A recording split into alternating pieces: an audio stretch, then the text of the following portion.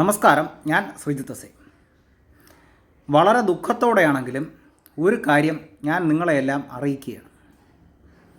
കഴിഞ്ഞ ഒക്ടോബർ മാസം 23-ാം തീയതി വിശാഖം നക്ഷത്രത്തിൽ വ്യാഴാഴ്ച ദിവസം, ഭഗവാൻ സത്യസായി ബാബയുടെ ദിവസമായ, സായി പ്രസ്ഥാനക്കാരുടെ ദിവസമായ വ്യാഴാഴ്ച ദിവസം എൻ്റെ അമ്മ ശ്രീരാമകൃഷ്ണ ഹോസ്പിറ്റലിൽ വെച്ച് ICUവിൽ വെച്ച് മരണമടഞ്ഞു.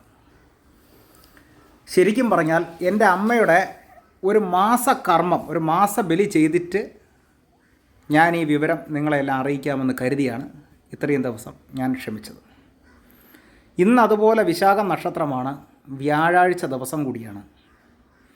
എൻ്റെ അമ്മ മരിച്ചിട്ട് ആ മരണ നക്ഷത്രം വരുന്ന ഇന്നത്തെ ദിവസം ഞാൻ ബലിയൊക്കെ ചെയ്ത് തിരുവല്ലം പരശുരാമസ്വാമി ക്ഷേത്രത്തിൽ പോയി അമ്മയുടെ കർമ്മങ്ങളൊക്കെ ചെയ്തിട്ടാണ് ഞാൻ ഈ സംസാരിക്കുന്നത്. എൻ്റെ അമ്മയാണ് എന്നെ ഒരു അഹിംസാവാദിയാക്കി വളർത്തിയത്. എൻ്റെ അമ്മയുടെ അച്ഛൻ വേലായുധം വൈദ്യർ വളരെ വലിയൊരു അഹിംസാവാദിയായിരുന്നു.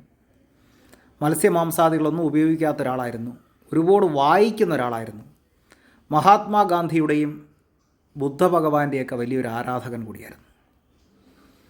100 മലയോളം 100 തവണ ശബരിമല യാത്ര നടത്തിയിട്ടുള്ള ഒരാൾ കൂടിയാണ്. അപ്പോൾ അദ്ദേഹത്തിൽ നിന്നാണ് ഈ അഹിംസാവാദം എൻ്റെ അമ്മയ്ക്ക് ലഭിക്കുന്നത്. എൻ്റെ അമ്മ ഇവിടുത്തെ സാൽവേഷൻ ആർമി ഹയർ സെക്കൻഡറി സ്കൂളിലെ മലയാളം അധ്യാപികയായിരുന്നു. അവരുടെ സ്റ്റുഡൻസൊക്കെ തന്നെ വന്നിരുന്നു. എൻ്റെ അമ്മയാണ് ആദ്യമായിട്ട് എന്നെ 4 വയസ്സ് മുതൽ പറഞ്ഞു പഠിപ്പിക്കുന്നത്, മത്സ്യമാംസാദികൾ കഴിക്കരുത്. ഒരു മൃഗം അനുഭവിക്കുന്ന ആ ദുഃഖവും അതനുഭവിക്കുന്ന ഭയവും ഒക്കെ മറികടന്നുകൊണ്ട് നമ്മൾ അതിൻ്റെ മാംസം കഴിക്കുക എന്ന് പറയുന്നത് അതുപോലൊരു പാപം വേറെയില്ല. ഇതെന്നെ പറഞ്ഞു പഠിപ്പിച്ചത് എൻ്റെ അമ്മയാണ്. ഞാൻ ഇന്നും അഹിംസാവാദിയായും സസ്യാഹാരിയായും തുടരുന്നതിൻ്റെ കാരണം എൻ്റെ അമ്മയാണ്. ആ അമ്മയെ മനസ്സുകൊണ്ട് സ്മരിച്ചുകൊണ്ട്, അമ്മയുടെ പാദങ്ങളെ വണങ്ങിക്കൊണ്ടാണ് ഞാൻ ഈ വീഡിയോ ചെയ്യുന്നത്.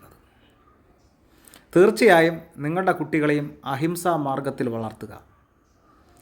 നല്ലൊരു തലമുറ, നല്ല സംസ്കാരമുള്ളൊരു തലമുറ ഉണ്ടാക്കിയെടുക്കുവാൻ എൻ്റെ അമ്മയെപ്പോലെ ഈ വീഡിയോ കാണുന്ന എല്ലാ അമ്മമാരും ശ്രമിക്കുക. നമസ്കാരം.